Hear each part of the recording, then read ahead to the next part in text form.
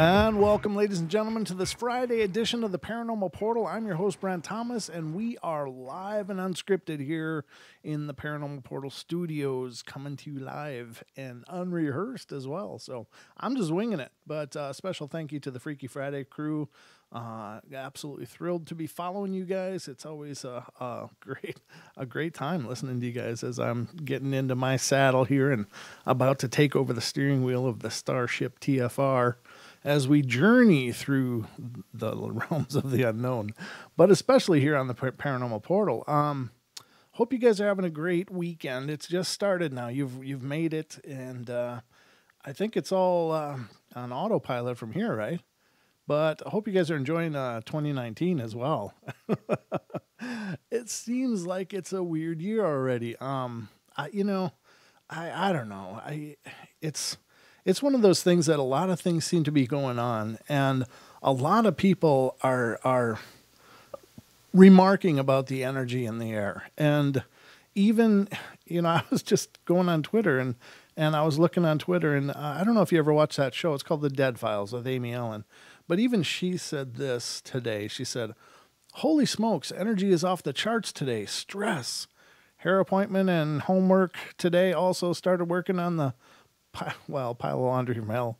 But she's talking about the energy. And then she says, she closes us, says, "Hope you all are okay." But, a lot of people are remarking about the energy, and the energy just seems to be just off the charts for all of us. And more and more people that I talk to, I'm getting contacted by more and more people that are dealing with situations in their own life and their paranormal situations. And I'm really honored when people reach out, because I hope that I can be helpful. I don't profess to be an expert by any measure, and I don't believe that there really are experts, because, the paranormal doesn't lend itself to real rigorous study. It's just a lot of ideas and theories out there, but there are a lot of very passionate people, and we on the Portal are very fortunate to have a whole network of people that are really devoted to helping people that are dealing with a lot of stuff. So I've been, talking to the people that I can help, or at least giving them knowledge or information that I may have. But, it's really great to have like Deb and Sean and Dee and so many others that are willing to step up and, reach out with their gifts and their abilities to help people as well. But it's just surprising me that more and more people are having issues. Now, there seems to be an upswing of the paranormal activity so far, and I don't know what exactly is going on. I've been saying for a long time that I think that we're really in a period of transformation. I think, at least I hope so. God, I hope so, because Lord knows things can't stay the same any longer. I mean, but you look at people in society, and everybody just seems to be like, I don't know, anxious, I guess is the best word to give it. Like they've been wearing underwear that are way too small for too long, and they just it's time to upgrade to some boxers or something. And that's just tongue in cheek, but you know what I'm saying? It's like there's a lot of people that are really emotionally charged right now, and I don't know if many of them know what they're emotionally charged about. I tend to believe that what's going on is there's just a shift in the energy, that we're really in this transition phase, and maybe we're onto something where, we have a chance to, break into a better reality. And I sure hope so. I believe that a lot of amazing people are doing some amazing stuff right now, and also including like Chris and Sheree in their trip to Egypt. I think that was a real profound event, and I think that perhaps what we're dealing with are some of the ramifications of that the whole reset thing that they did. And are we seeing the result of that? Is what's going on perhaps a part of that? This is what happens after the reset. This is what happens as we all transition to this new state of being. And again, ladies and gentlemen, these are all just theories. These are just ideas. I can't know, but I'm trying to understand it just like everyone else is, but something is fundamentally changing. There are more and more people talking about experiencing things. Is that Could that be a transition of consciousness where people are just naturally becoming more tuned into their abilities, and so by default they're more aware of these paranormal things that have always been happening, but now it's like the blinders are lifting, or the fog is clearing, so that they're able to perceive these events? Is that possible?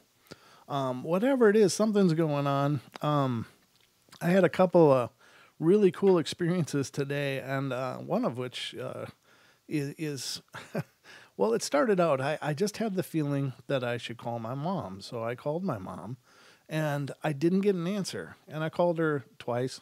I called on both her cell phone and her home phone, no answer. So I'm like, well, let's wonder what's going on. Suddenly my phone rings, like just seconds after I made the last call, and it was her number. So I pick it up, and I'm like, hello? Nobody's there, but I can hear something going on. And I'm like, hello? Hello? And nothing's going on, but I can hear like a faint TV in the background. And I'm like, well, what's going on? This is really strange, but I don't hear my mom's voice. So it's not like she butt dialed me or something, it's just like, I don't know, somehow, she must have this is what I'm thinking. Somehow she must have accidentally checked her phone and redialed my number, seeing that I had called. So I just sat there and listened, and every once in a while I'd hear like a man's voice, and it sounded kind of familiar. But I was like, who is that? Could that be my brother? Oh, Beauty. Beauty just came through the ghost box. Beauty. Okay, so I was thinking, could it be my brother? Could he be over visiting my mom? Is that what's going on? And just nothing. And I'm whistling into the phone. I'm like, hey, mom. No answer, no reply, nothing. But I'm still hearing things going on there, but they're very faint. And then I heard a man like cough or clear his throat. And I'm like, but it sounded familiar. And so I stayed on there listening for just a couple minutes, and I was like, well, whatever, I'll try back again. So I waited about 10 minutes or so, and then I called her back. And she says, she runs, apparently was running, because she answered the phone. She's like, I was just in the shower. So I was like, well, you called me. And she goes, I couldn't have called you. I was in the shower. I wasn't anywhere near the phone. I heard it ringing, but I was in the shower. And I was like, Mom, somebody called me. And I answered, and no one was there, but I could hear some things going on in the distance. And then I'm hearing a male voice, and she goes, I'm here alone. So she wasn't anywhere near her phone. Her phone called me, and I'm hearing something going on in the room that isn't happening, according to my mom. But then she's like, oh. She goes, well, weird things have been happening here. Now, ladies and gentlemen, if you're not familiar with this, my father passed away this last spring. And I know my father loved the home they lived in. He absolutely loved it. It was one of his proudest achievements in his life, because he came from not much. And he worked and built a life out of, pretty much nothing. I mean, he was a hard-working guy, but he had this beautiful home in a very rural, wooded area right next to the lake. It was just a wonderful place, and he loved that house. And so I'm thinking, well, is he home? And she goes, well, just last night, I was sitting watching TV in the living room, and my dad built this big 4-season porch off of the main house. The house was more of a rambler design, but he built a 4-season porch. So he would always go out on this 4-season porch and watch his TV. That was his thing. As I stated, he passed away this last spring. But she said, I was watching my television, and she said, suddenly his TV comes on out on the porch. And I'm like, oh, really? And she goes, yeah, not only that, but then it goes on to Netflix. Like somebody turned on Netflix. And I'm like, oh, that's weird. She said she went out there, and the remote, which was on the table, was sitting on the arm of his favorite chair. So it sounds like my dad's kind of hanging out now, which is fine. It's wonderful. He, like I said, he loved the home, and it's great if that's where he's, where he's deciding to be. But just really bizarre. And, I just think it's really cool. Now, I did share with you guys a dream I had. Now, my dad was a very stoic person, not a very emotional person, and he and I had an okay relationship and all, but it was more of the, well, there's Dad, and it wasn't a real close, tight relationship. Not terrible, but that's just the person he was. But in the dream that I had about a couple of months or 6 months after he passed, I was in the house and he was standing in the living room, or in the living room area, yeah. And I was just like, Dad, and it was so real. It was so lucid and real. And he put his arms out like he wanted a hug, and it was just this amazing cathartic moment. And I hugged him, and I said, we've missed you so much. And he hugged me back, which was just such a healing moment for me, because I wasn't there when he passed, and it was tough. And so to have that dream of him in his house, and then to hear that he's still hanging out there, maybe there's something to it. But something seems to be going on, ladies and gentlemen.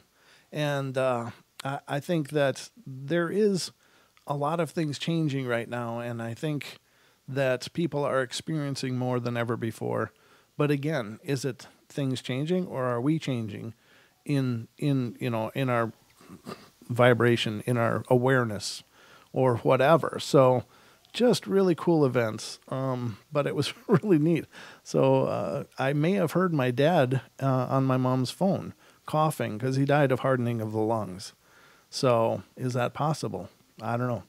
I'm putting it out there to you. And again, I'm running the Ghost app here on the laptop. And full disclosure, I'm not convinced that these things work, but it is interesting how for months and months it wasn't doing anything. In the last couple of weeks, it's just been really, really, things have been happening. So maybe there is something to these things. I don't know.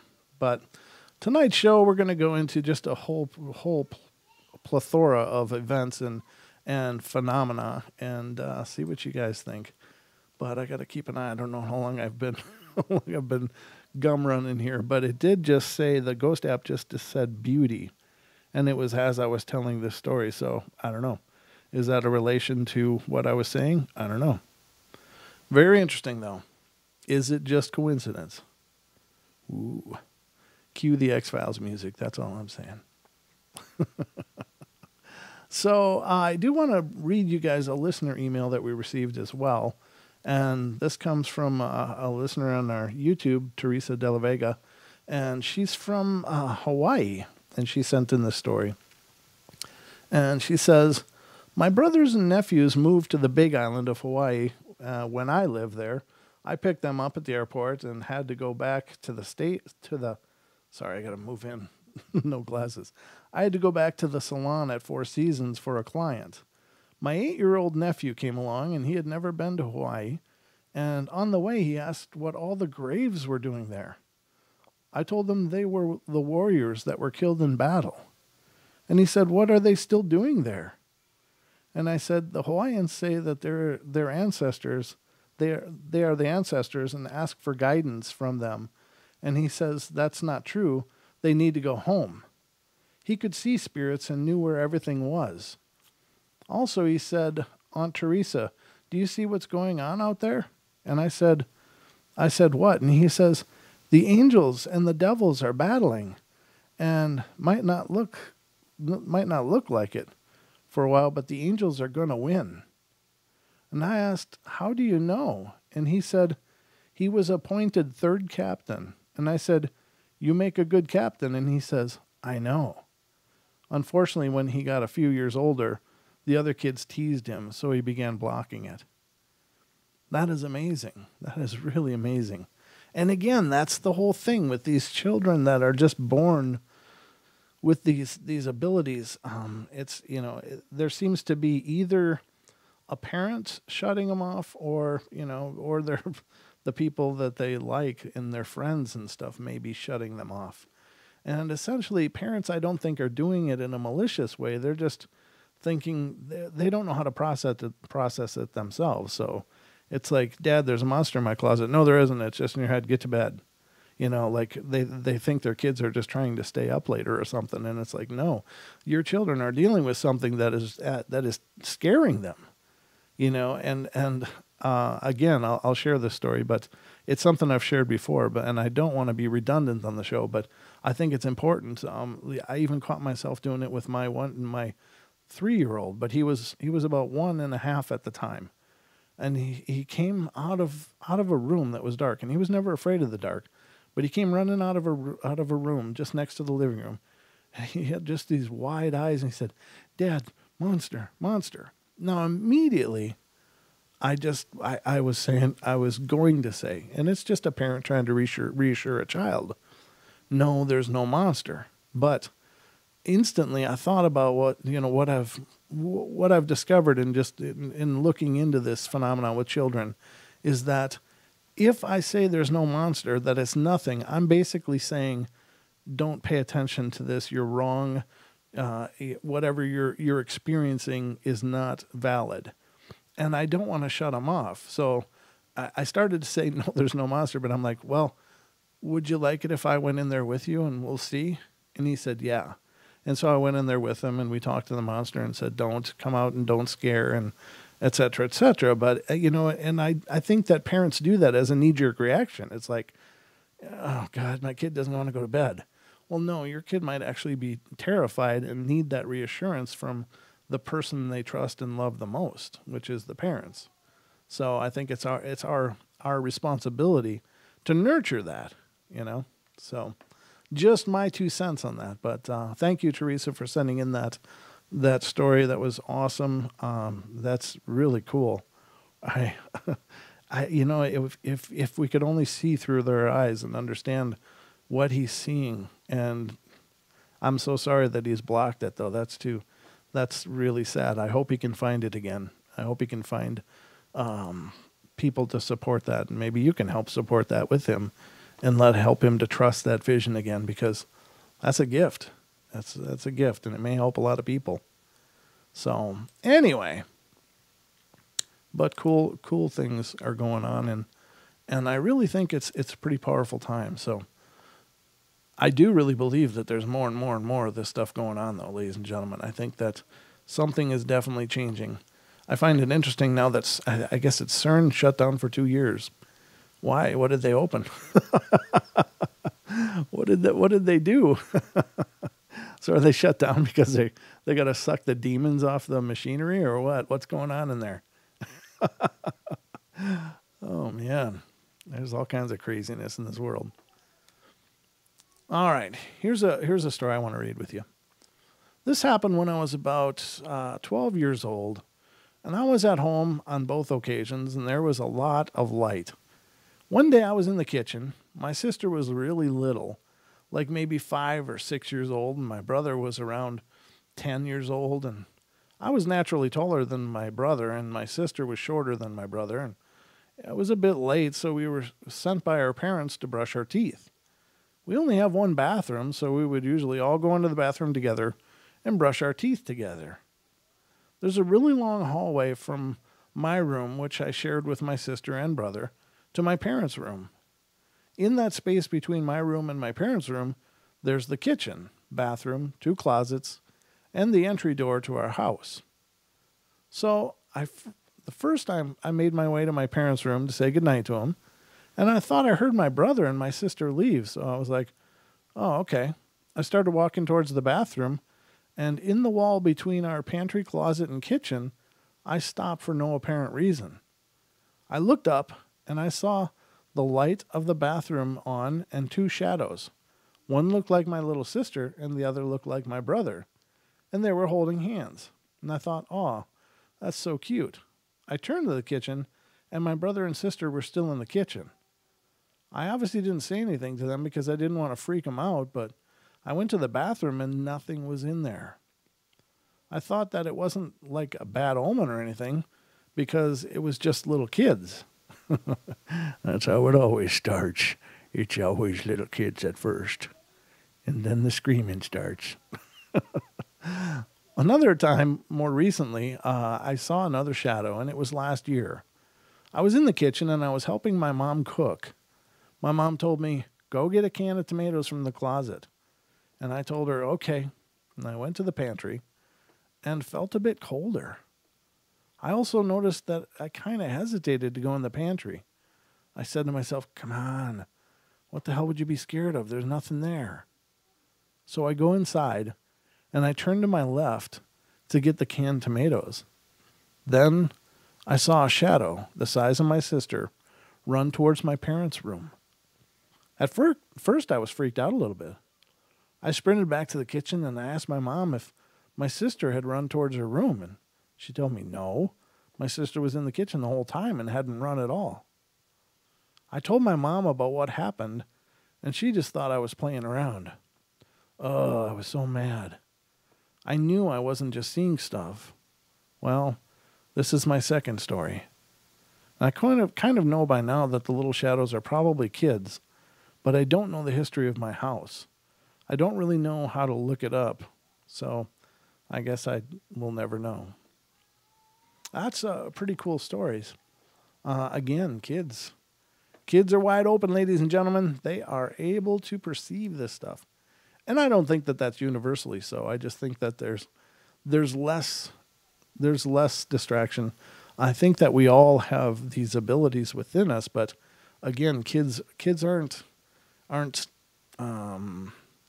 what do I want to say, kids don't have the kind of parental focus. You know, parents and adults have this focus that life requires. Life requires that you pay attention to your job. Life requires that you pay attention to things you're doing because you've got to keep your job. You've got to pay your bills. You know, it keeps you so focused on the world and so focused on the three dimensions that you're in that we just close our eyes, maybe by virtue of just filtering them out because we can't give them the attention that we maybe could have as children. So I think that kids don't have that. They're just wide open.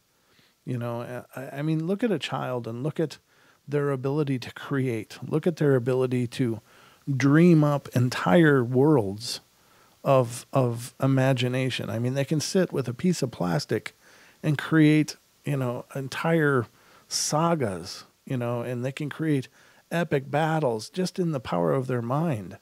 And then we grow up and we're told to turn all that stuff off and we're told to, you know, pay attention, focus. You better get serious. You know, you got to buckle down, all that garbage. And it is important to, you know, to have a life. I'm not degrading that, but I think that we lose that balance, that we can transition to adults and take care of our responsibilities, but we can still remember to have that balance so that we don't lose that. You know, when you lose it, I don't know, life just becomes kind of boring. It becomes static and uneventful. I mean, you know, outside of the drama the world brings every day, but you know what I mean. It's like there's no magic in that world. And I think as kids we still remember that magic and we can see that magic. But I don't know. Just some food for thought, I guess. I swear to God, I just heard a roar in my ear from the headphones. So I don't know what the hell that means. Maybe we're getting an EVP here on the show, ladies and gentlemen. Ooh. Let's see what we got for time here. We have 2 minutes until the break. Now, ladies and gentlemen, coming up on tomorrow's show, we'll be joined by Mr. Jim Mount, who is our UFO researcher and contactee. And Jim has got some amazing experiences that he's going to talk about tomorrow night, and he's got a bunch of pictures to bring to the show as well, and it should be an epic time. That'll be, again, tomorrow at 7 p.m. Pacific time here on TFR Live, iHeart, TuneIn, and TalkStream Live, as well as simulcasting on our YouTube. So I would also like to put it out there, ladies and gentlemen, that if you are not familiar with it, TFR is unveiling a streaming of all the shows. So they're going to be streamed live, much like you're seeing on YouTube, but they're going to be streamed on TFR Live's YouTube channel. So please get over there and subscribe, and you'll be able to watch live presentations of all of the TFR shows. And we're all really, really excited about that. There's some really exciting, amazing things going on. And we're really turning an epic corner here on TFR, and we're doing things that haven't been done before, and hopefully we'll do them just phenomenally. But I mean, when it comes to Chris, there's no question. That guy doesn't do anything half-ass. So, sorry, I don't usually say ass on the radio, but it fit. So, definitely head over to TFR Live YouTube channel and subscribe. But if you're hearing the sound of my voice and you want to see me doing the portal, the magic that it is that I do, And if you were on YouTube, you would have seen me roll my eyes. But if you're not on YouTube, then head over to youtube.com/paranormal portal and subscribe there too, please. I'm trying to drum up all kinds of interest in the portal, and I appreciate all you guys being here and listening to it. Some amazing feedback too, you guys. Thank you so much. Those of you that are sending me messages and stuff, it's really humbling, and I'm really honored that you guys are enjoying the show. And if you want to share an experience of your own, and or just want to let me know what you think about some kind of phenomenon, or if you want to tell me what you're thinking of the shows, email me at paranormalportalradio@gmail.com, and I would love to be in touch with you. So we're going to go have our first break here, so don't go away. Get a refreshment, use the loo, and meet me back here. We'll be right back.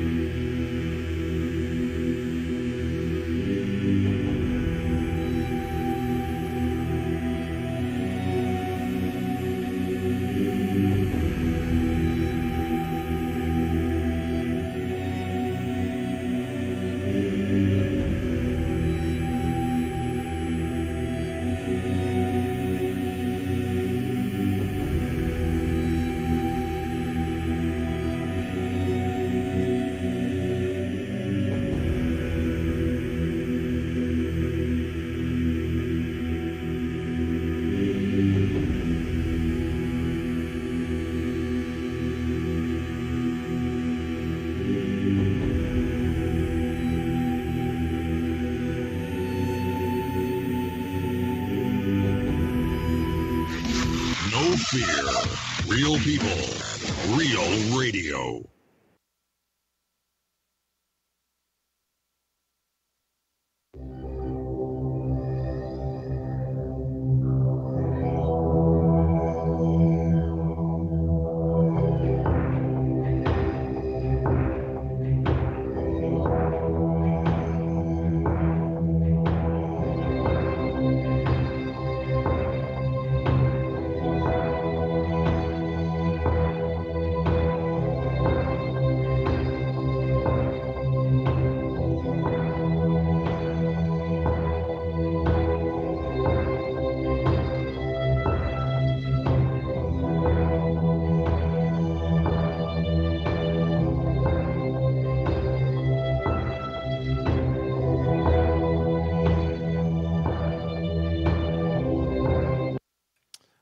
welcome back, ladies and gentlemen, to the second half hour of tonight's edition of the Paranormal Portal. I hope you're having a good night. I hope you're enjoying your Friday, and thank you for spending your Friday evening here with me. I'm absolutely humbled and honored. It's just a pleasure to be entertaining you. I hope I'm entertaining you. I don't know. Or I hope I'm entertaining. Anyway, it's a great night. It's been a interesting day, but I don't know. I really think something's in the air. I'm not sure what's going on with this moon coming up. Thanks to Deb, I got some crystals to start holding and stuff. So I don't know if you guys are aware of this, but a year ago this month, when that super moon, blue moon thing happened, I don't know what the hell happened, but I swear to God, I was feeling a little odd during the day, nothing major, but by the time showtime came around, I was fighting to stay conscious. I have, back when I was 14, I had a major knee surgery, and I had a really bad reaction to the anesthesia, so much so that it screwed me up, and they weren't sure if I was going to make it. Like my blood pressure was in stroke territory for a week, and I was fainting and stuff. So I understand what that feels like. But whatever was going on during that super blue blood moon deal last January, it nearly folded me over. I mean, I had everything I could do to stay conscious. I launched the show with Don. Don was with me, and Don couldn't do anything right that night either. I think he broke about 3 things in the studio just trying to, get it all ready. And it was just one of those nights where everything was sideways. But I couldn't do the show. We made it like 5 minutes into the show, and I just said, "Sorry, guys, I can't do this. I can hardly stay conscious." So I turned off the stream and I went downstairs and just about folded up, and later on I ended up going to the emergency room because I thought, well, what if something's wrong, like really wrong? And so I went and was checked, and there was nothing wrong. I mean, they checked me head to toe. They did all these weird blood tests and stuff, and other than just a little high blood pressure, I mean, it wasn't anything unusual. So whatever was going on that night with that moon just really screwed me up. And so Deb, our psychic extraordinaire, sent me a bunch of crystals and things, and I'm always holding them while I'm doing the show because it just, I think it just helps me focus the energy or whatever. But yeah, I'm a little, I got a little trepidation with this one coming up in this month as well, with the whole eclipse, blue full, whatever the hell moon's coming up. So, and the funny thing is prior to that event, I'd never had any weird reactions at all to the moon that I'm aware of. But something about that moon last year, and there was another blue blood full moon thing going on that same year that was supposed to have been more cosmically powerful, but I had no problem with that one. But then again, it might have been because of Deb giving my care package of crystals. So thank you, Deb, for that. I'm keeping them always close, and my pyramid is here. Oh, that was the other problem, is Deb sent me this, and I'll show you guys this. And this is a little crystal pyramid with a little bubble in there, and I don't know if you can really see it or not, but it's just this really cool little energetic thing, and it's like you hold it and it vibrates. It's just got this real, I mean, not because it has batteries, but just if you're sensitive to energy, you hold it and you can feel it just pulsating. So I'm dealing with all that blue blood moon stuff last year, and I actually had this, didn't I? I had actually had this stuff. But I grabbed the wrong one. I grabbed this one. And so this is like a magnifier, a multiplier of energy. And so that probably really screwed me up. So I've since learned that this one is for low energy, and the other ones are for too high energy. But I don't know if you guys believe in crystals or not, but I think there's something really cool with that. I think there is everything in our world has a resonance. It has an energy, and it has to. I mean, everything on its most fundamental form is energy, but it's in a package that we can observe, touch, feel, and manipulate. But I think that some objects and some items, true to what our ancestors said, they have a presence. They have the ability to change energy, and I think crystals are certainly one of them. And I don't pretend to understand the whole concept behind it, but I think it's absolutely fantastic. And I know many people do healings with crystals, and have apparently experienced amazing results utilizing crystals to help promote healing energies. So there's crystals for just about everything from protection to absorbing negative energies to promoting positive energy to helping you remain healthy by virtue of just having them. So definitely look into crystals if you're having a lot of issues with your energy, and at least look into it and explore the idea, because I think it can be quite helpful, especially as we're in this period of heightened energy. I believe we are, and perhaps you will find some benefit from a certain specific crystal. And probably, I think it was Joel Robinson who was a guest on the show with Sean once when we were talking to him. He's really into crystals, and I was asking him, it's like, well, how do you pick out which one you want to use? And he said, he likes to go in the stores where they have the crystals, and he likes to just hold them, pick them up and hold them. And I thought that was really profound, because I think we're all uniquely individual.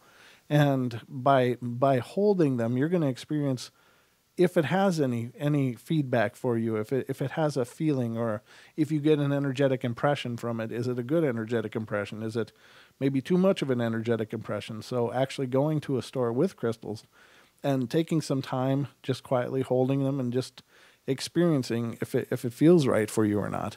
Now there are lots of guides out there saying this crystal's for this crystal's for that. And I appreciate and respect those, but I think that there's, it is very individualistic, and maybe a crystal will work, some form of crystal will work better for you than others. And so it's worth definitely checking them out in person. Now, there was a time when I was just like, I thought this stuff was all hokey and weird. I was like, whatever, you're going to hold a rock and something magnificent is happening. This is just bizarre.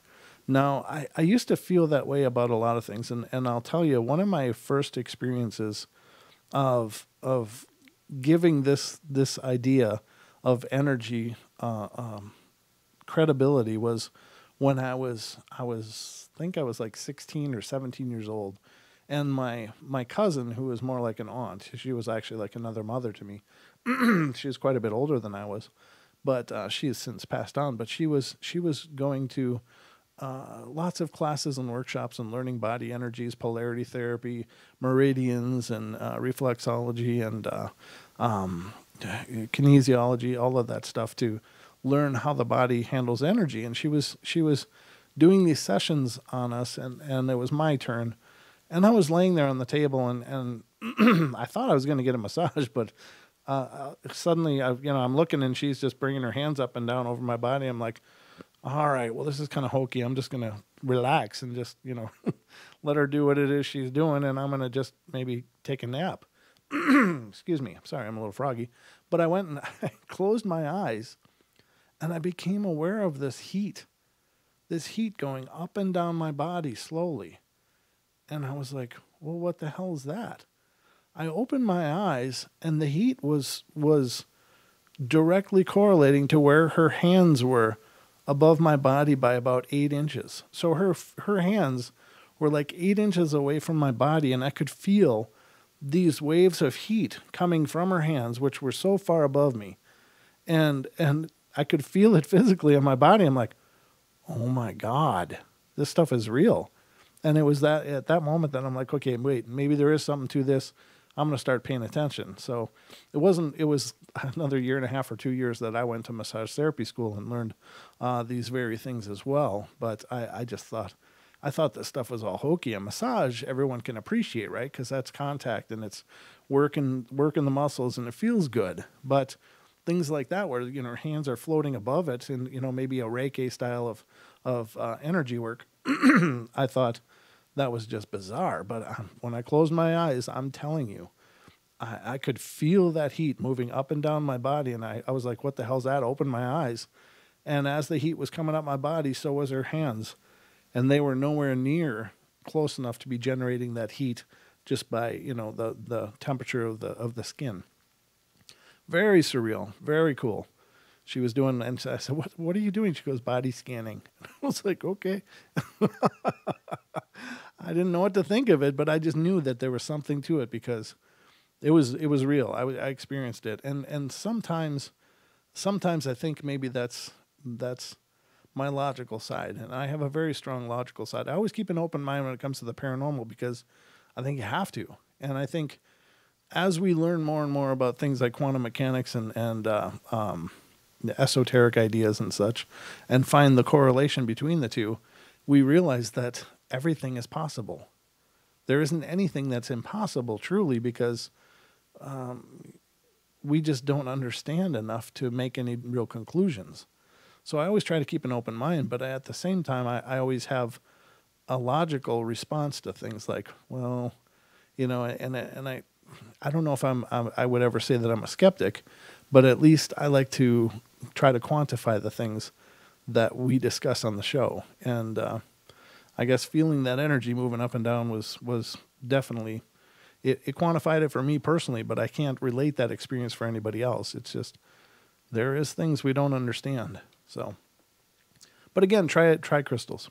I think that there's something to that, and it may help you if you're dealing with a lot of weird energy and not sure how to handle it or how to channel it. Lots of things we can do. So, the next one. In January, and this one comes out of 2003, on the 10th of the month, my girlfriend and I was going to marry. Oh, a girlfriend that I was going to marry passed away from lung cancer. Oh, that's tragic. Before she died, she told me that if she could contact me, she would.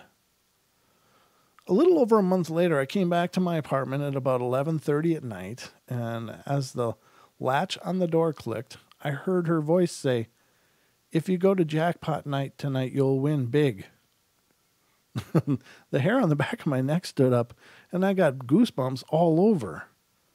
We used to go to Jackpot, Nevada, from time to time, and 10 months before, she had won almost $7,000 on a nickel slot machine.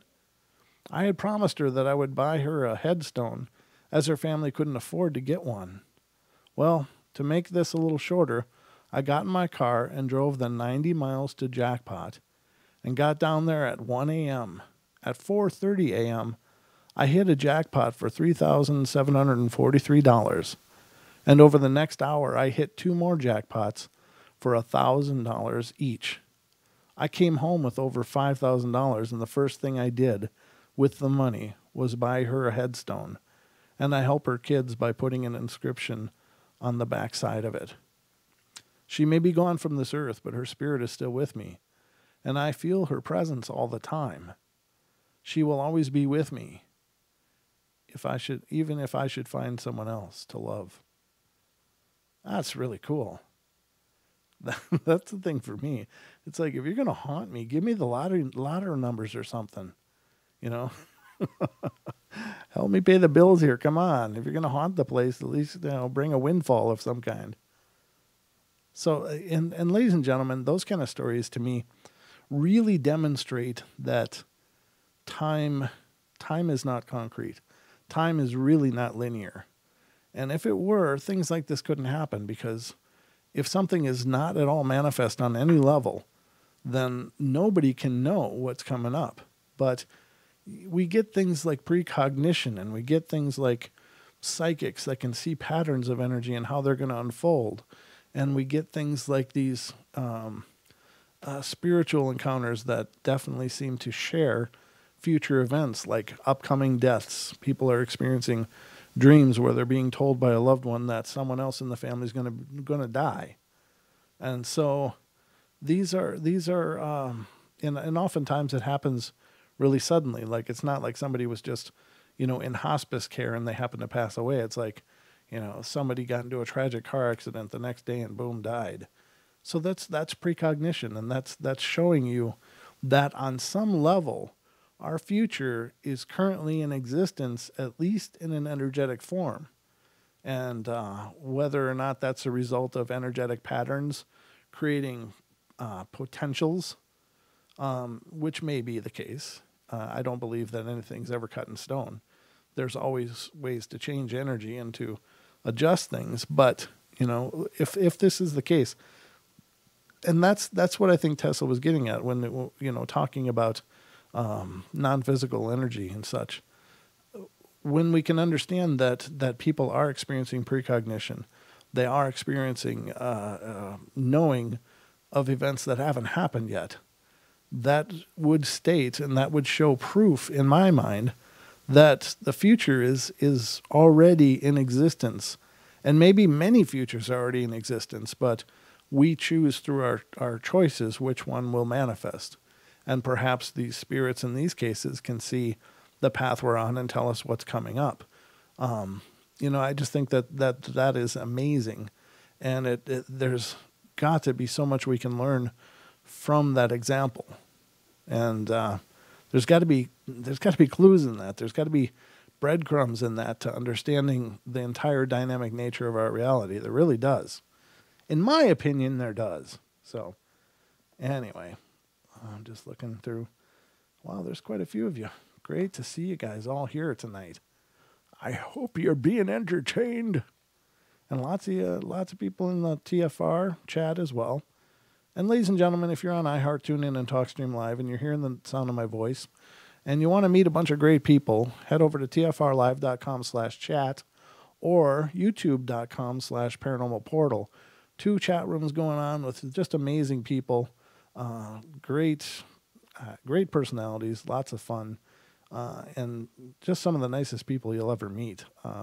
The TFR chat, they were my only company when I first started doing the portal. They were the guys that were there. They're the guys and gals that were there walking through those late nights with me, and it was really cool. And many of them were actually some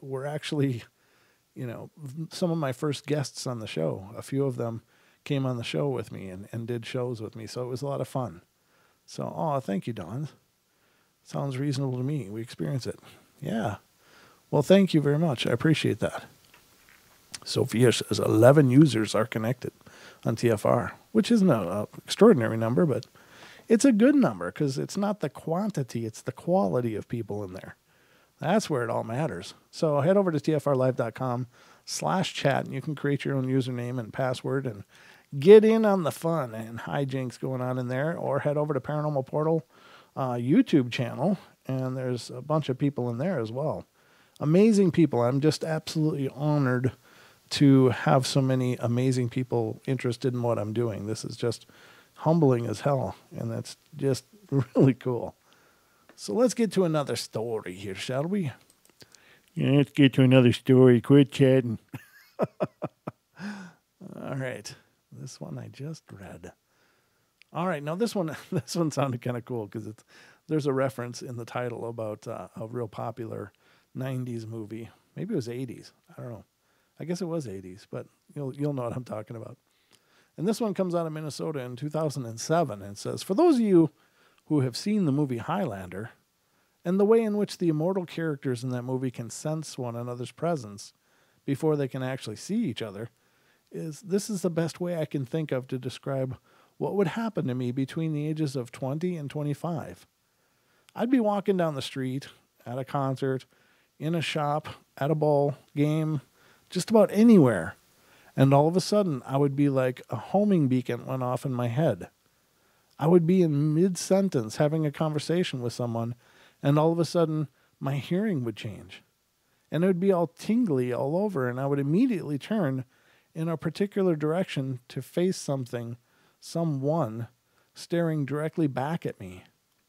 Sometimes he, she, it was only 15 or 20 feet away. Sometimes they were 50 or 75 yards or more away.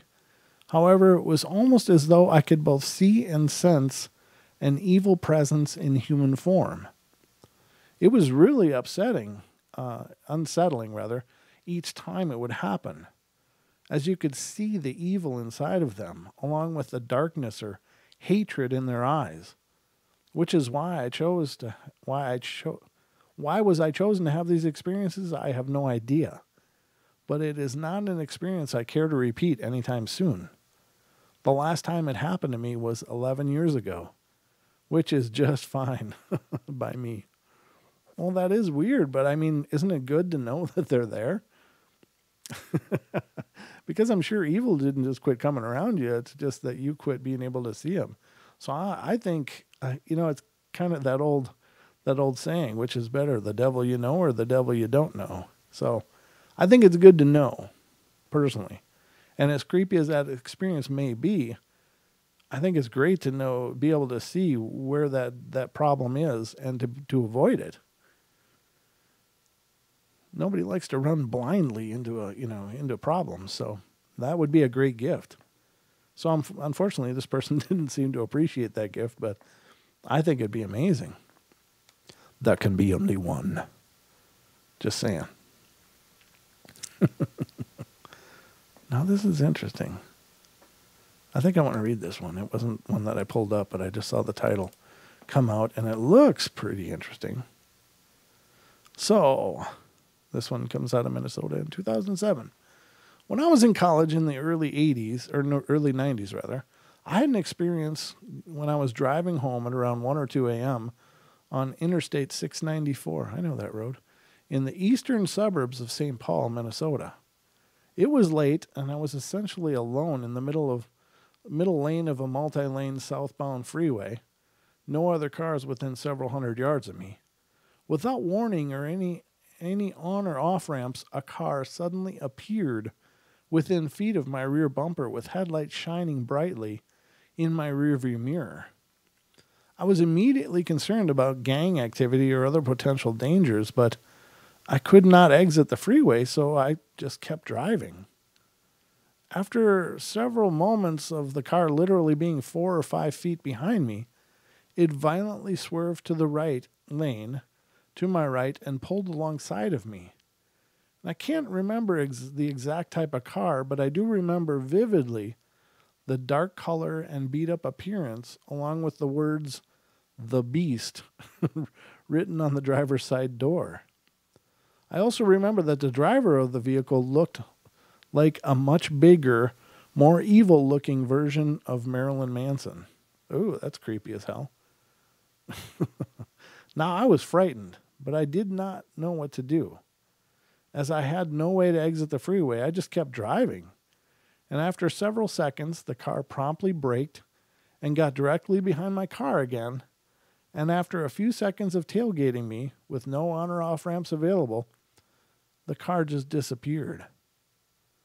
The freeway has lots of light poles, and it does. I know the road they're talking about, in that stretch of road. And so I know it wasn't simply an issue of the car turning off its lights, and as you would have still been able to see the other vehicle behind you. The car was simply gone. To this day, I haven't been able to explain the experience. I've got to look. Is this the same? Yeah, it's the same author of both of these stories. So somebody's got some issues with darkness, I guess. Wow. That's kind of creepy. I see this person has a few other stories too. Huh. I guess we could read one more of them just to hear what else they've been dealing with. Oh my God, it's like a case study here. Poor soul. All right, this one says, when I was a freshman in college, I had what is to this day the most terrifying experience of my entire life. One night, I'd been up hanging out with friends until about 1 a.m., and I decided it was finally time to get ready for bed. I lived in a freshman dorm with long hallways of bedrooms and common shared bathrooms in the middle of each floor. I walked into our floor's bathroom and started getting ready for bed, brushed my teeth, washed my face, and while I was washing my face, I was instantaneously had the wind knocked out of me and struggled to catch my breath. Nothing physically hit me, but I felt a tremendous, overwhelming feeling of evil behind me that literally was I was literally paralyzed with fear. I couldn't move. For several seconds, I could not breathe. I remember the pressure in the room changing and my ears literally popping. I knew that something was behind me in that room, and I swear to you, I knew that if I would have looked in the mirror to see what was behind me, I would probably be institutionalized. It was that scary. I basically sprinted down the hall and in my room once I could move and breathe again, literally hiding under my covers and pillow until I finally fell asleep quite some time later. Approximately 6 or 7 years later, I was talking with another man who graduated from that same college 3 years after I did, and we had a lot in common and had served as a teacher's assistant for the same professor. And this man knew a bit about my family's history with ghosts and spirits and asked me to share some of my stories. When I told him the story of my experience in that residence hall, he was stunned. He told me that the professor he had both worked with had told him for years earlier that the campus had been struggling with a demonic presence at that same time I had my experience. So, and apparently the professor had the identical experience. So, we'll be right back, ladies and gentlemen. Don't go away for more of the Paranormal Portal. Truth Frequency Radio is your #1 source for news and information.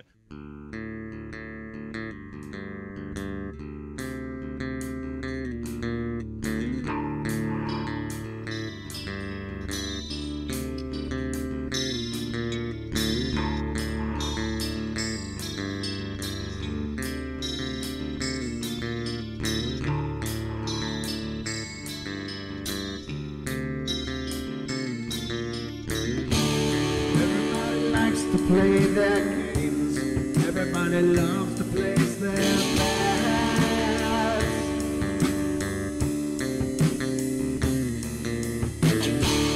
They don't understand the price I paid. They don't care to comprehend.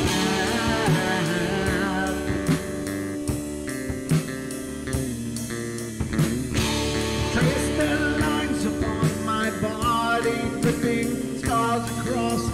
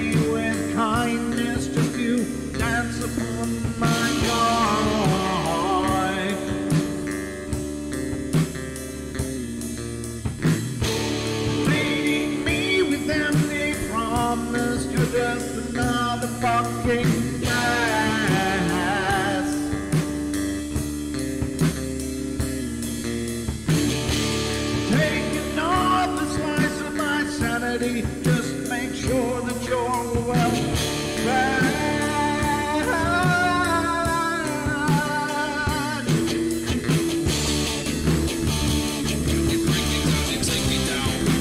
I'm not wrong yet. I'm not talking yet. I'm not talking yet.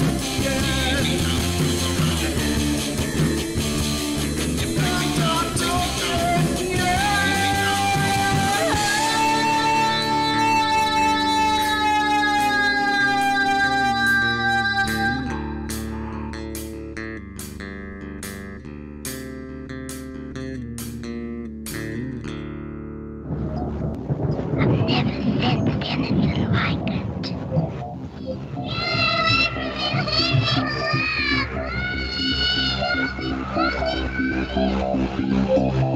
it. Carol Ann is not like those she's with. They're attracted to the one thing about her that's different from themselves. Her life force is very strong. It gives off its own illumination. It is a light that implies life and memory of love and home and earthly pleasures. Something they desperately desire, but can't have anymore. Right now, she's the closest thing to that. Poltergeists are usually associated with an individual. Hauntings seem to be connected with an area. A house, usually. Poltergeist disturbances are of fairly short duration, perhaps a couple of months. Hauntings can go on for years.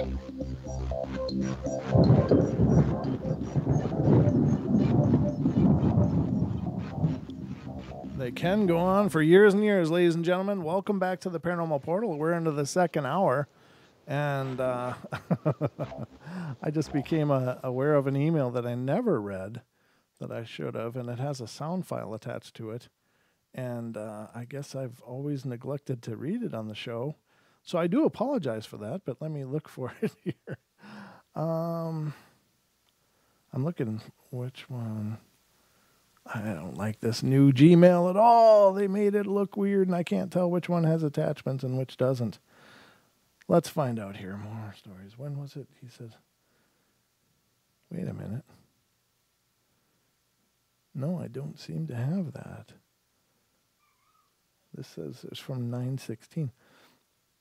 MCAT, it doesn't look like I do. I don't know.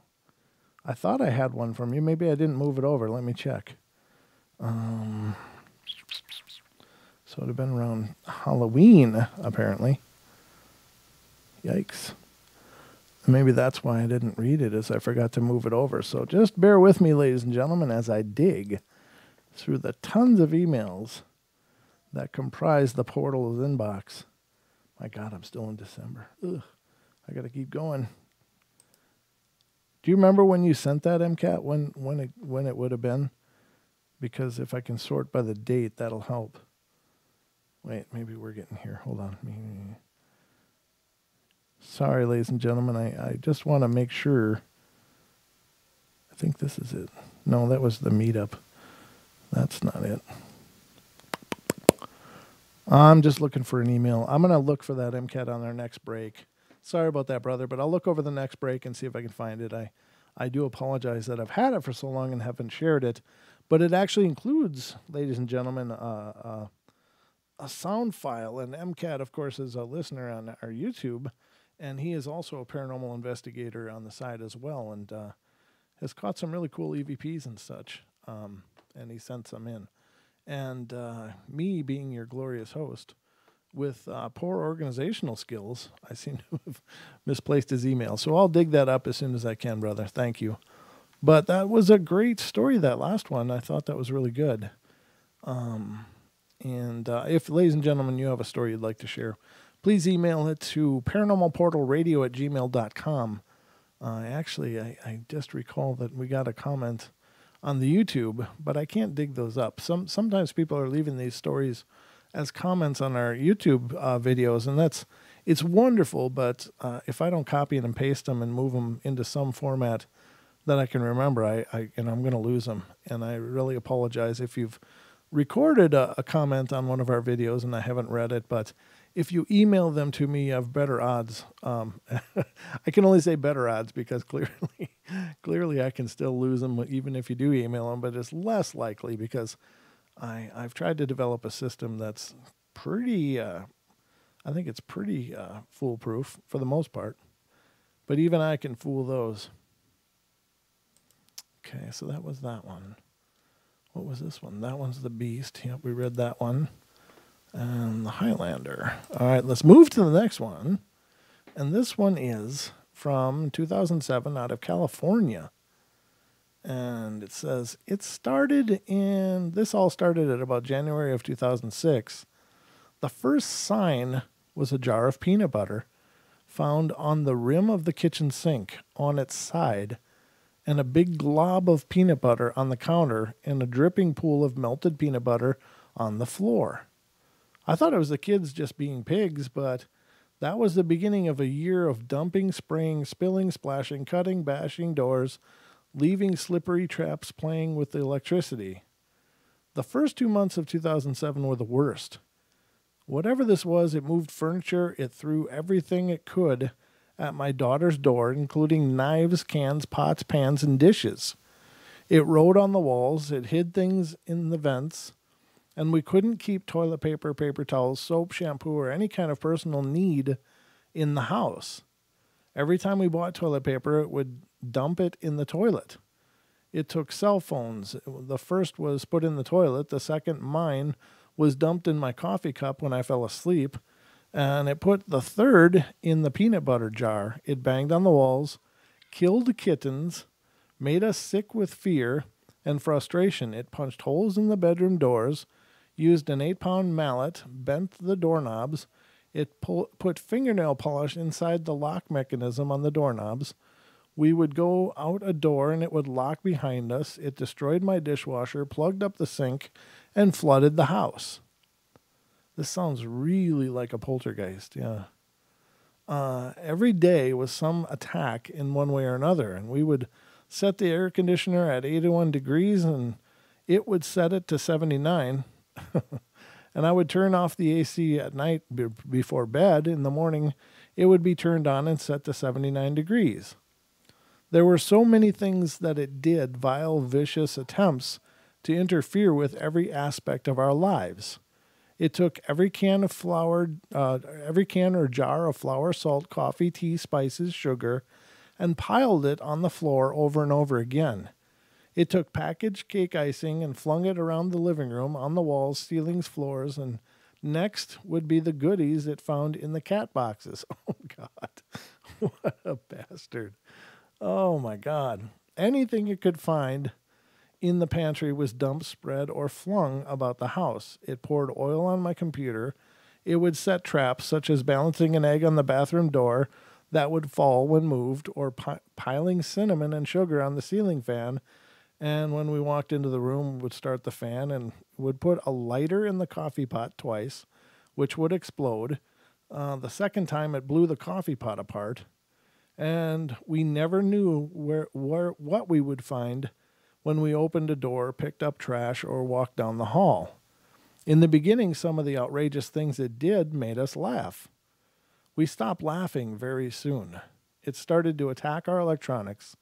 My brand new flat panel computer monitor was slashed several times. My daughter's brand new Dell had shaving cream sprayed inside it and other things we have yet to identify. Several times in a matter of 10 minutes of leaving the keyboard of the computer, we would return to find piles of cat feces placed in perfect round piles on the keyboard. We would find my daughter's bikini underwear up in the branches of the big pepper tree in our front yard. And we have over 500 digital photos, videos of the vicious attacks at my daughter's bedroom door. We reached out, we contacted people. We had an investigative team come up from the San Diego area 5 times with all of the latest equipment, and their conclusions were vague but informative. There was no solution to our manifestations, only advices. We had a cleansing. It didn't work. Our family dynamics didn't permit the unity needed to make this thing go away. In March 2007, when my daughter was asleep, it spread toilet paper and paper towels all throughout the house and set 2 fires underneath them, and that was the final straw. We could no longer put off our fear. We moved out. It tried to kill us. We had to move. We feared for our lives, and we are trying to heal, and we'll never forget. Now, a lot of times it's believed that poltergeists are actually manifested by the living. And honestly, the 99% of the time, there is a pubescent female involved, like a teenage girl, that is seems to be the focal point for this manifestation. Generally, it seems to be that the person, the girl, probably has a lot of untapped ability, And it's manifesting just through the fact of being in puberty, that it's kind of projecting outwards or whatever. I don't know. Now, there's two schools of thought, that poltergeists are their own entities or they are a manifestation of the physical, of the living. And I don't know. I don't know if they are or not. I think it's exciting to think that they are, because that would suggest that within all of us are these abilities, and that somehow they bypass all of our normal filters and come through in these subconscious attacks on the same person projecting it. I don't know if they are or not, but I know that the activity is usually just way over the top like this. This is an incredible amount of activity for one family to endure, and it sounds like it often happened in very short periods of times, like boom. And I don't know how long. It started in January of 2006, but the first 2 months of 2007 were the worst. So it was going on for well over a year. Poltergeist activity generally doesn't last that long. Usually it's just months, but this is well over a year. So this would almost seem to imply that maybe this is its own thing. Season. 'Tis the season. See, now this is the most activity, and at 7:55 Pacific time, there was apparently an apparition or a presence near me sitting here, but I didn't hear it go off with the sound that it usually does, which is creepy as hell, by the way. But now it says season, so I'm not sure how that applies. But you guys will have to let me know in the chat if you have any idea what season means or how it applies. The beauty that came out earlier was when I was telling the story of my mom experiencing the things she's experienced, and my mom was phone calling me when she was not anywhere near it. So I'm not sure. I'm not sure what's going on. But maybe there's something to it. I don't know. I think that these things detect some kind of fluctuation, but whether or not it's a spiritual fluctuation, I don't know. It's it's strange. I don't know. I don't even know. But I think it's interesting, and sometimes it can be really relevant. But if season sounds relevant to you, let me know in the chat how that word is relevant to email from H4. Oh, wow, we got 2 emails in here. Hold on. Let's have a peek. I got to scroll way up. Oh, okay. All right. Yep. Okay, the other one was from Julie, but we've already shared that one. So let's see what's going on here. Here we go. Oh, I thought this was an MCAT. You know, that's why I probably didn't find it. I was looking for the wrong sender. All right, so I got an email, and this is from Hexer, who's in our YouTube chat, a wonderful guy. And thank you again for the packages you sent to us over the holidays. That was really cool. And we enjoyed your barreled cream. Oh, my God. That was like tongue crack. I could drink that stuff all night. But anyway, getting to it, he says, "Hey, guys, my sister was at a cemetery doing a cemetery Creole hosting, and I tried calling her, but got a really weird noises on my end. Talked to her later, and she said I left her a voicemail. Well, here it is. Keep rocking, my brothers. You know we will, brother. And thank you again for resending this. I'm so sorry that I somehow neglected to share this on the show. But as I understand it, I remember this exchange, and I asked him, and this is what appeared on his phone, ladies and gentlemen. You know what, though, brother? I think I got to open this on the other computer here, because if I play it now, it's not going to play through the TFR as it is. So let me do this. Let me open the email over on my laptop, and that will play through both. But this is a sound file that he had as a voicemail on his phone. And this is when his sister was in the cemetery. So let me get the volume up here a little bit, and we'll cue it up. And all I can tell you guys is just hang on to your seats, because this is plenty creepy. The attachment has been saved to Google Drive. That's not what I wanted. I wanted to play it. Thank you very much. I want to open it. Okay. Here we go. First saved message sent Saturday, October 27 at 10:59 a.m.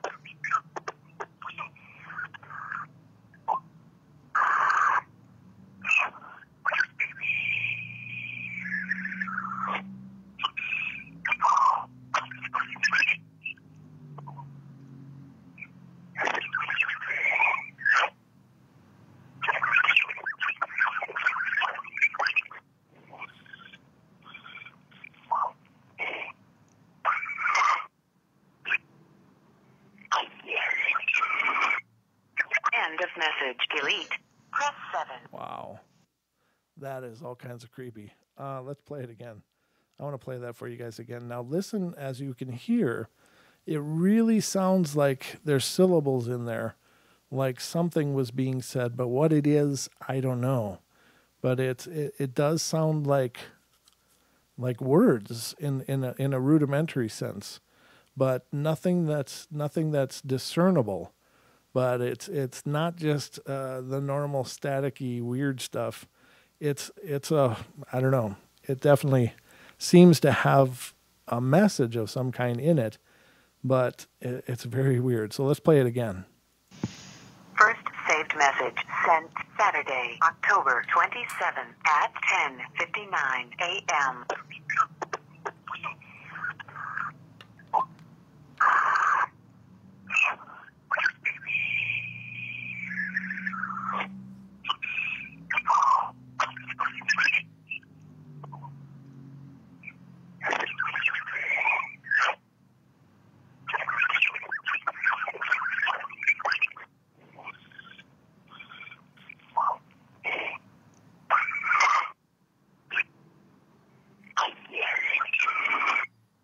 End of message. Delete.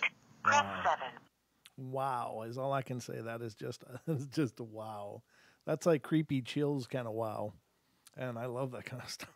So, what is it saying? Is it a language? Is it a old language? Is it a weird language? Is it a language of tongues? I don't know, but it sounds like a language, but it's almost like you can almost recognize some of the words, but you just can't quite. And maybe I got to really jack it up on the headphones and really listen to it. Maybe try slowing it down would be another option, or perhaps even speeding it up. Sometimes EVPs can record in a different time signature than what we're used to. And sometimes researchers will slow them down or speed them up. And then it sounds like words like, oh, this is this word, this is this word. So that's a possibility too, but I'm definitely going to play with that. And thank you so much for sending that in and resending it. And again, you have my apologies. That is a really cool evidence and very, very creepy. It's one of those that your mind goes nuts when you think about things like that. Like, what the hell is that? What's going on?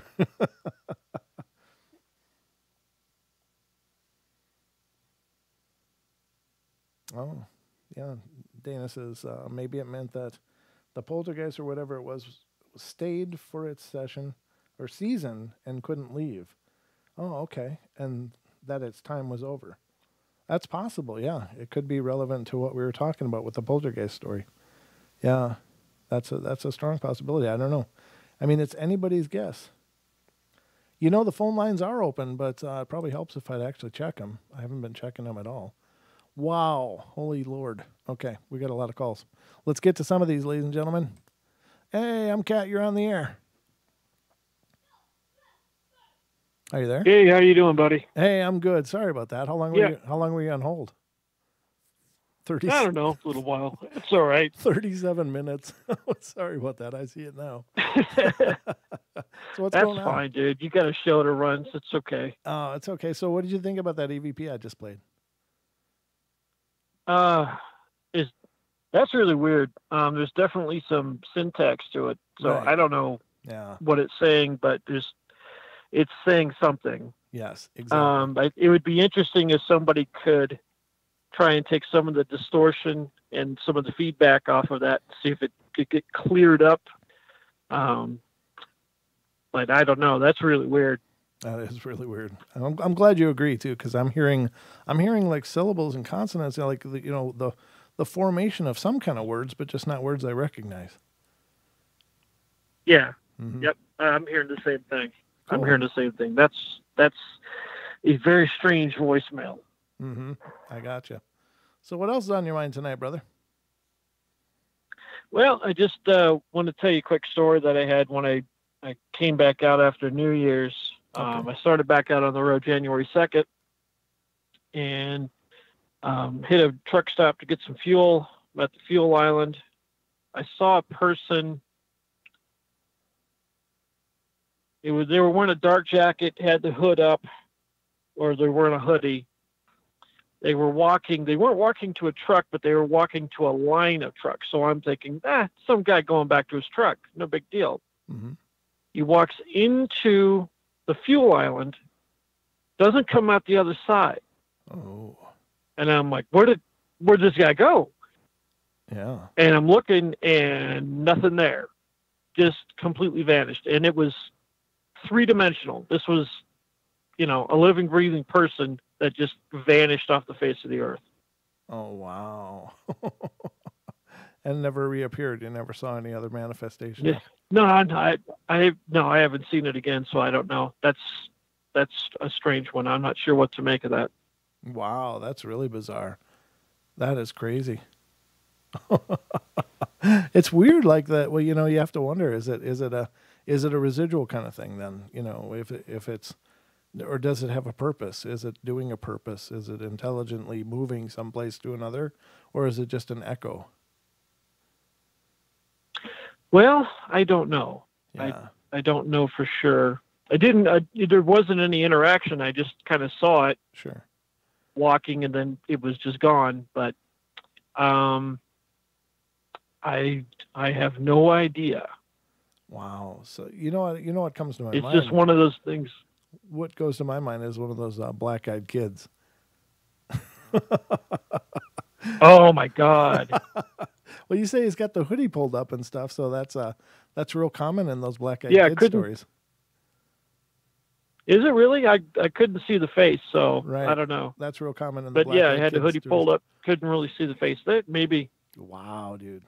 Well, I'm glad you're okay, and I'm glad that it just disappeared and that was the end of it. But wow, thanks for sharing that, brother. Yep, you got it, boss. All right, I'll get off the line. You got other people coming in, so I'll talk to you later, bud. Okay, thanks for sharing that, and have a good night. All right, man. I'll see you later. Okay, and now we got another call in. This is area code 478. You're on the air. Hey there, Brent. This is Hector. Hey, Hector. How you doing? Oh, pretty good, man. Just wanted to clarify that email and explain a little bit to you. Okay. All right. So I'm sitting in my sister's frame shop and covering it for her while she's doing a charity cemetery crawl for the Historical Society, and she's out at a cemetery somewhere, and this is the middle of October. Sitting with a friend in the shop, and so I said, I wonder how my sister's doing. So I give a call, dial her up, and for some reason, I get that sound. Mm-hmm. Wow. And no, I was just joking with my friend, like, oh my gosh, it's just one weird sound file. I put it on speakerphone, and we just talk, and I'm making jokes about it. There's no seriousness in this, but we listened, and this connection went on for like 3 minutes.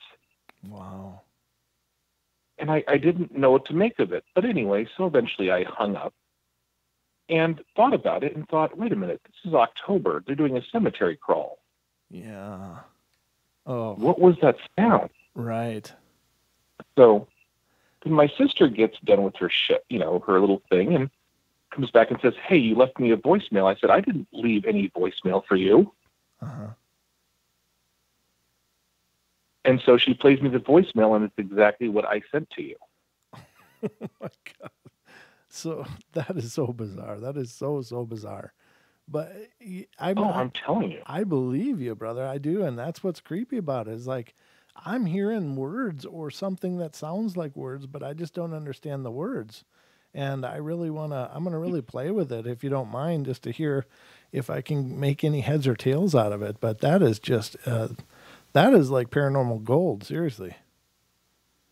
Oh yeah, no, I mean, I don't know what else to take it from it. It was just something weird, and with these cell phones, I don't expect that. Right. Now I want you to hold on the line, brother. We're gonna take our next break, but I want you to hold on the line, and then I want to talk to you a little more about this on the other side. So, so just stick Sounds around. good. I'm gonna mute you, and ladies and gentlemen, we're gonna go to our next break, and then we'll be back with another half hour of the Paranormal Portal. So don't go away, everybody.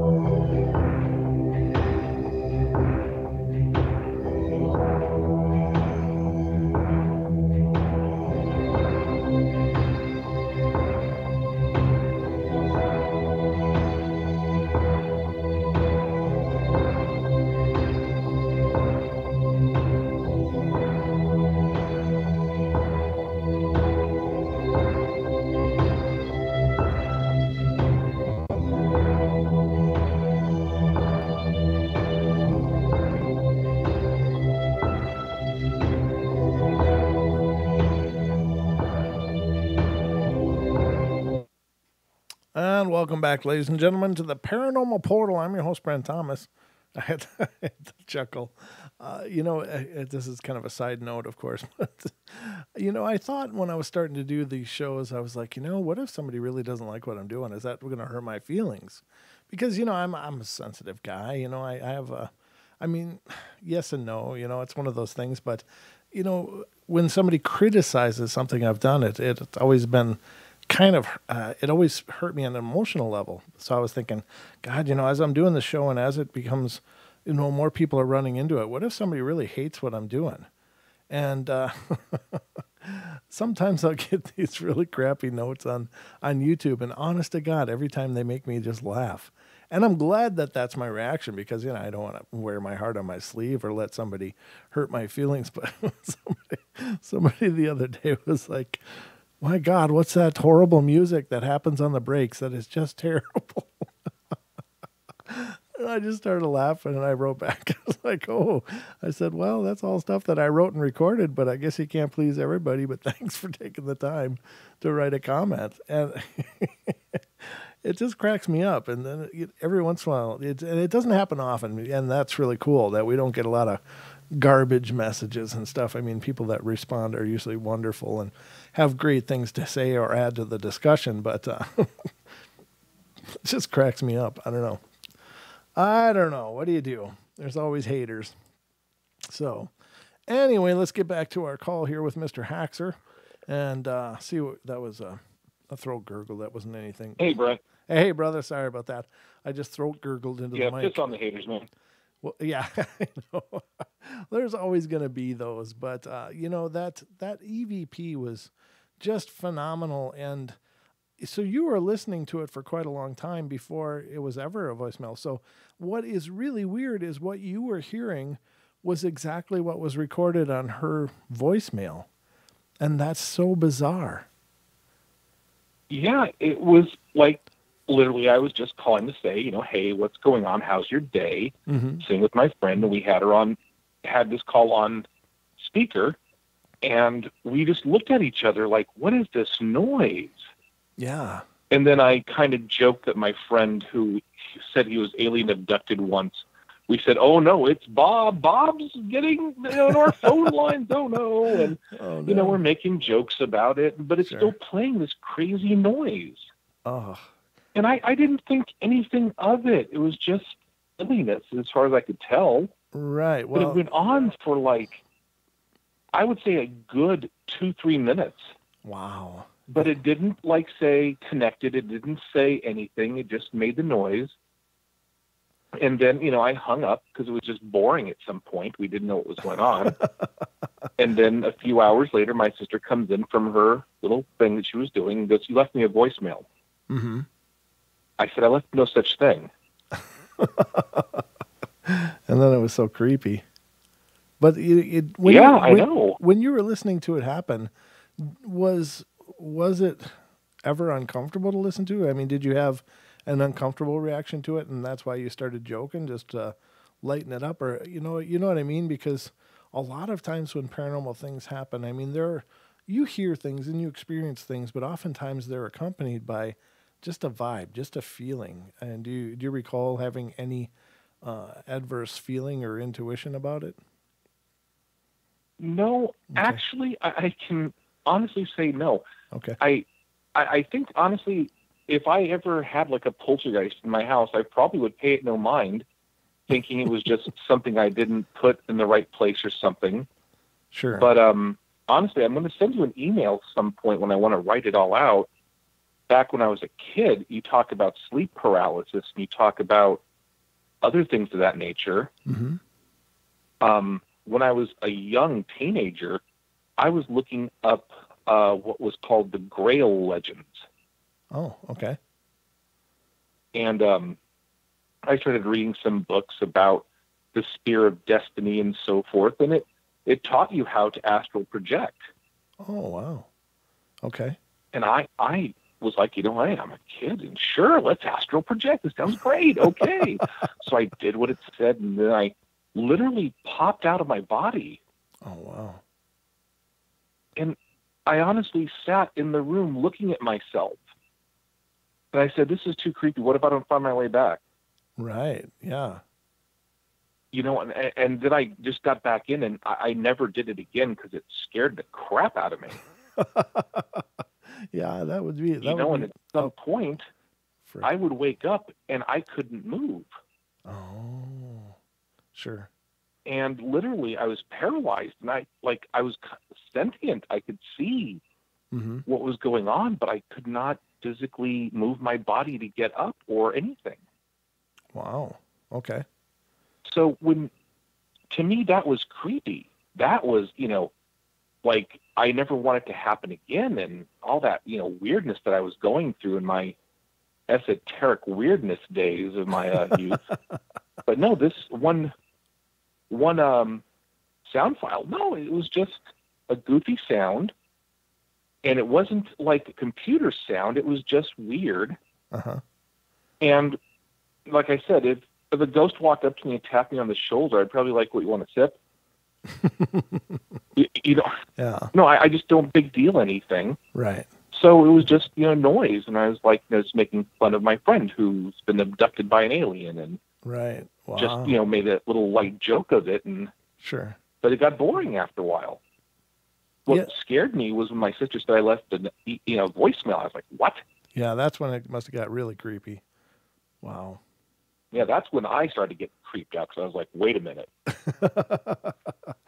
Wait a second. It is a phenomenal voicemail / I consider it an EVP, but I think there's something definitely to it. And just by virtue of the fact that she got a voicemail as well with the same sound on it, that's a whole different level of weird, and it seems to have an intention behind it. But what it says, I don't know.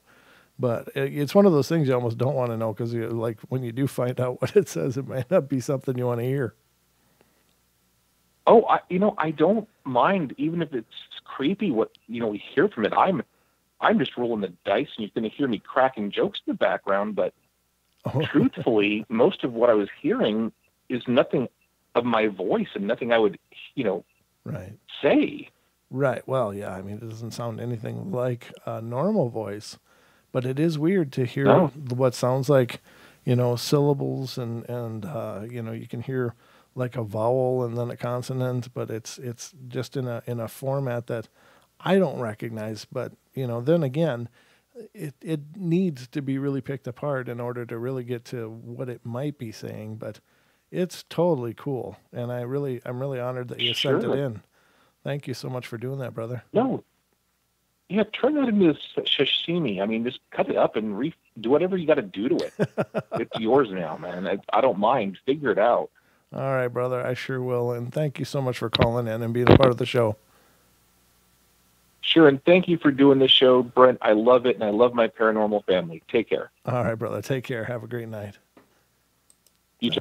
That is so cool. And we got one more call here, and this is Mr. Sean. How you doing, brother?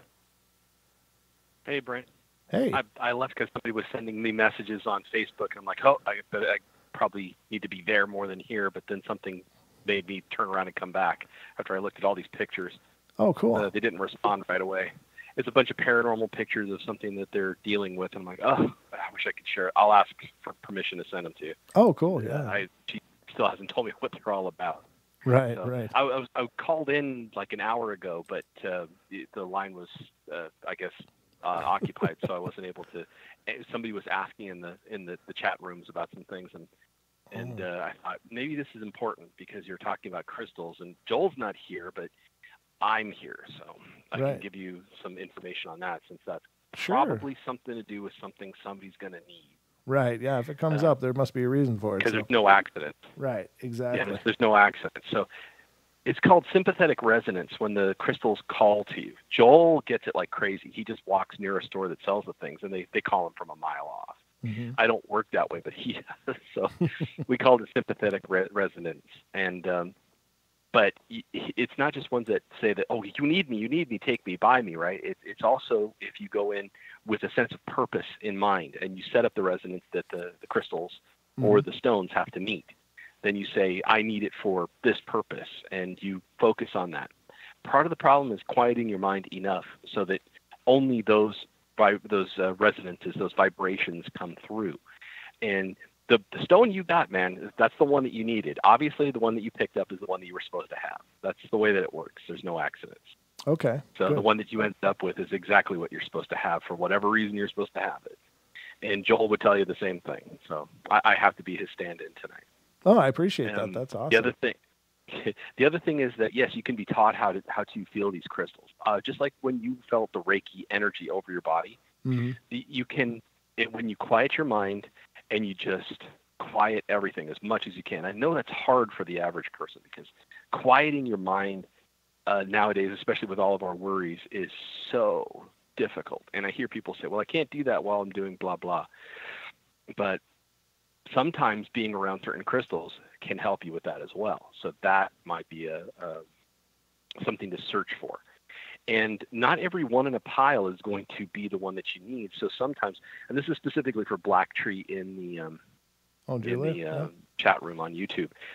If you have a specific need in mind and you can stay focused on it and just stay in the place long enough for the one or the two or three to call out to you, you may end up being able to pick them up. That's so that one's a means of which that you can get the first feelings, the first inklings of how to pick the right crystal. Oh, cool. Okay. Also, and the other thing was, it's called the Highlander was in the 1980s. Christopher Lambert, Sean Connery, named for him, and it was the quickening. And we actually use that term as well when something. Remember, we were speaking after the show about we could hardly believe these people can't sense the things, because Joel and I, we sense each other when we're pretty close. I actually don't even have to get them to. I only have to get to Sacramento, and he picks up the phone and he starts calling me. He's almost here, and we're pretty close. Sure. But when something horrible like that, negative things, you can feel the quickening, and the quickening actually refers to the old Bible idea of the first moment that a child is alive and they breathe. That's called the quickening, and their blood begins to run. And it's also based on inspiration, which on many occasions I said, remember, inspiration is guided and maintained on the breath, as is attention. So when you breathe in, you feel it. And so the breath, the quickening itself, we feel that when the negative things are around. And I'm sad that person sort of willed it away. It's a powerful tool for knowing when you're in trouble. Right. That's what I thought too. It's like, why would you get rid of that radar? That's an awesome thing to have. Unfortunately, I think it's a societal thing. And of course, if you're responding to things that other people can't see, what are people going to think around you? And I know how that feels, because I've had that event happen when I'm just near a house and I turn around like the house is about to jump me, and literally the energy inside is reaching out. Yeah. And so it's a natural thing for you to, how you would respond, and throwing it away is not a good idea. It probably indicated where that person's future was going. Right. Yeah. And of course, with children, which we addressed earlier, that's a heartbreaker too. That that child had such clarity. That Teresa's email that she sent in, that the child had such clarity and vision, and was able to witness all of these events going on and have such a profound knowing, and then to have the friends kind of pound it out of them. It's like, oh man, that just breaks my heart. It seems like it's pretty rare for those of us who have these gifts to defy society and say, no, I'm going to be me, even if things being different, because there is such a pressure to conform. Yeah, you're right. That's a good point. It's almost like somebody trying to bend you. Like they assume that you're bent, and they're trying to bend you back into a straight shape, and yet you're perfectly fine the way you are. Right. Yeah. And they don't realize that. They don't realize that. Some of them actually think that they're doing you a favor, which is terrible. But that's what they think. In my family, it was also believed that as well. That they're doing you a favor to straighten you out, to beat you up, to do whatever. Mm-hmm. And it's a terrible thing. Now, for those people also who are dealing with negative issues that are, hopefully Joel doesn't hear this and say, you got the stone wrong. But sorry. I'm second best in this. This is not my field. Joel's so much better. You have to look to hematite, onyx, and clear crystal for stones that will either add that act as a sort of a trap. If there's negative things, these things can be used to draw them in, and they can deflect enough power that's headed your way that you can keep yourself safe or safer long enough for someone to come and help. We didn't get a chance to really hit that one too much when we were talking about the dangerous things that are out there and ways to deflect them, but this is one. This is a little bit more advanced than for the average person who's, please forgive the term, mundane, because these things do go after mundane people who really don't have a lot of gifts to help them. But even an average person can use certain crystals and stones in this fashion to set up protection for themselves long enough to get somebody who's an expert on the scene. Yeah. Well, I think we should probably have another show like that. What do you think? I'd love to. Just we need to. There's so many things to talk about. I know. I'm sorry. It just seems like we wax on about so many other things, but there's so much. There's so many things, so many different ways. And if a frankincense doesn't work, there's ways to step it up. And I was just asked today, and I was just thinking, you know what? Crystals. And then you mentioned crystals, and I thought, this is probably where I need to mention this. Because crystals, especially quartz crystals, are great. You can set them up in corners, and you can set them up in different portions outside of the house. And all you have to do, really, if you have even moderate gifts, is tell them what you want. And the people say, tell them what you want. Yes, put your finger on the crystal and say, hello, friend, I need your help. I need you to do this. And if they resonate, they will. Did something make a noise in there? Yeah, I've got a bunch of things making noise, like a tapping sound. Not sure where it is, but I looked over and my camera bag was actually moving on the hook over there too. And it's beyond on the other side of the room, but it just shifted as I looked over there. So it's an active night in here. That's for sure. The other night on your show, when you were talking about outside playing with your minion, and I was going to say, you know what, I'll see if I can't get the lady to see if she can step on camera. And then I was feeling out your house. I'm like, oh, that's not going to work. She's outside still. Oh. I don't know what she's doing outside, but she was still outside. And I thought, okay, well, I can't really call her in because it's not like she's a dog. You can, hey, come on in. No, they do what they want because they're spirits. Right. Yeah, it's just some weird anomalous noises tonight. And it's been way more active, too. And I'm not sure if that's just a seasonal thing or what. But I haven't lived here long enough to really have that all figured out. But yeah, there's something in the air tonight, for sure. Most. And I heard it say season. It just said... there's another one. It said most. Did you hear that? I mean, just as I said that. So, yeah. And I heard it most. You know what? Give me a second. I saw you on the show about 8 months ago, and I wanted to say something to you. And I know you're there. I think you're looking in on Brent now and then. Oh, she's nervous. Oh, really? She's nervous. It's okay. My heart's thumping. She's scared. Oh. I think people have messed with her before. Oh, okay. That makes me sad. Because I'm not. Oh, that's a heartbreaker. Oh, that's a downer. Darn it. Sorry. And now she's moving away from you. She's moved away from the room. Right. I could feel the energy shift as soon as you said that. Like it was shifting before that. Yep. That's sad. I'm sorry. I thought I could encourage. See, this is why I don't do the medium thing, because they always see me as this brute and they always run. No, it's fine. I mean, I feel like the kid in The Last Action Hero, when he pulls out the gun, says, they always run. It's okay. I think she's getting more used to it. She doesn't knock stuff off the wall anymore. like she used to. So that's good. I mean, we're making progress. I know that the decorations really freaked her out for the studio. Like she's not real fond of them, but I think we've come to terms with that because I had a discussion that, it's kind of just a Halloween. It's a Halloween kind of prop stuff. There's nothing diabolical to it. It's just decoration. It's all just foam, rubber, latex. And yeah, I mean, most of it is. Yeah. The thing is, though, to them, though, it looks like it's like it would to anybody else. And it's the best way to explain how people see things from the other side is to imagine a piece of glass and then imagine hazing it over with Vaseline. Mm-hmm. And it's about that clear. And some days it gets clearer, depends on how much energy they have, but that's about how clear it is. Yeah. And it can, oh yeah, I mean, she's still scared. Oh, but she's actually very calm around your minion. Oh, good.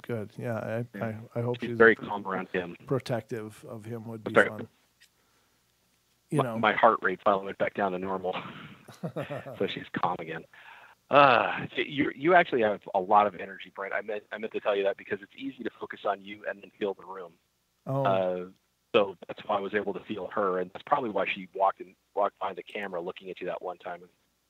If you want to explain it to people after I'm off the air, go for it. No, well, explain it now. They probably have no idea what we're talking about. So, ladies and gentlemen, what Sean is referring to is that one of the times when we were upstairs and he was tuning into the show, he saw a woman come in and look over my shoulder into the camera, and then she realized she was on camera and quickly ran out of frame. And she's, obviously appeared to be like a Caucasian woman of Caucasian heritage. And I explained to Sean that my wife is Asian. And he said, wait a minute. No, that's not what I saw. He thought it was my wife came into the room and looked over my shoulder when we were on camera, but she has never been on camera on the show. And nobody's ever come into the room during the show, except for my little minion one time when he was 2.5. And there's a video that is called The Unexpected Visitor on our YouTube archives. But so he was shocked to learn that my wife is Asian, and he suddenly realized that he was seeing one of the local spirits come and check out the show.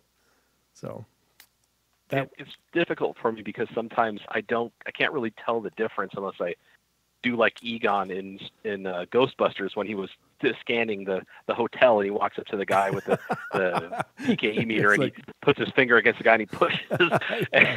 I mean, now that I have the cataracts out of my eyes and ghosts actually appear fully human, it's like I don't know. There's no glowing nimbus. I actually got picked up when I was feeling sick as a child and taken to the edge of a river so that I could stop feeling stuff coming from where they were doing beheadings near the Bloody Tower by two ghosts.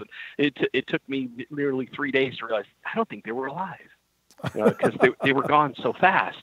My brother and sister showed up like in seconds after they just hung me on the rail, and I turned to look at them and they were just gone. There's no place for you to go. This walkway is huge, but so there's a lot of it has to be, you think afterwards, wait, what did I see? What didn't I see?